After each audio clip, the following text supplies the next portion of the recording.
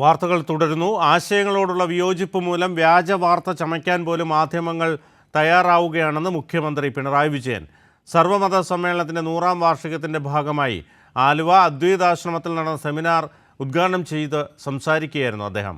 വാദിക്കാനും ജയിക്കാനുമല്ല, സത്യം അറിയാനും അറിയിക്കാനുമുള്ള മനസ്സാണ് ഉണ്ടാകേണ്ടതെന്നും മുഖ്യമന്ത്രി പറഞ്ഞു.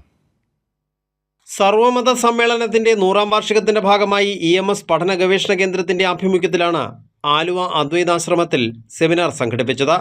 സത്യം അറിയാനും അറിയിക്കാനുമുള്ള മനസ്സുണ്ടായാൽ ആ സമൂഹം മെച്ചപ്പെട്ടതാകുമെന്ന് സെമിനാർ ഉദ്ഘാടനം ചെയ്യവേ മുഖ്യമന്ത്രി പിണറായി വിജയൻ പറഞ്ഞു.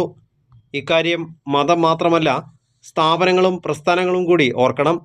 ആശയങ്ങളോടുള്ള വിയോജിപ്പ് കാരണം വ്യാജ വാർത്തകൾ ചമയ്ക്കാൻ മാധ്യമങ്ങൾ ഇറങ്ങിപ്പുറപ്പെടുന്ന കാലമാണിതെന്നും അദ്ദേഹം കൂട്ടിച്ചേർത്തു. ചില ആശയങ്ങളോടുള്ള വിയോജിപ്പ് കാരണം അതിനെതിരെ വ്യാജം ചമക്കാൻ മാധ്യമങ്ങൾ പോലും ഇറങ്ങിപ്പുറപ്പെടുന്ന ഈ കാലത്ത് വാദിക്കാനും ജയിക്കാനുമല്ല, അറിയാനും അറിയിക്കാനുമാണ് എന്ന സന്ദേശം കൂടുതൽ വിശാലമായ അർത്ഥത്തിൽ നമ്മുടെ സമൂഹത്തിലേക്ക് എത്തിച്ചേരേണ്ടതുണ്ട്.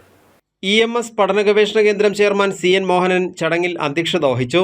1924 ആദ്യ സർവമത സമ്മേളനത്തിൽ പങ്കെടുത്ത ലോനൻകുട്ടി മാപ്പിളയുടെ പൗത്രനും സ്ഫടിക ചിത്രകാരനുമായ ജാവൻ ചാക്കോ വരച്ച ശ്രീനാരായണ ഗുരുവിൻ്റെ സ്ഫടിക ചിത്രം മുഖ്യമന്ത്രിക്ക് സമ്മാനിച്ചു. Professor MK Sanu, doctor Gabriel Mar Gregorios മെത്രാപ്പോലിത്ത, സ്വാമി ധർമ്മചൈതന്യ, ഡോക്ടർ ഫസൽ ഗഫൂർ, EMS പഠന ഗവേഷണ കേന്ദ്രം secretary CM Dinesh Mani, director CB Devadarshan തുടങ്ങിയവരും സെമിനാറിൽ പങ്കെടുത്തു. കൈരളി ന്യൂസ്, കൊച്ചി.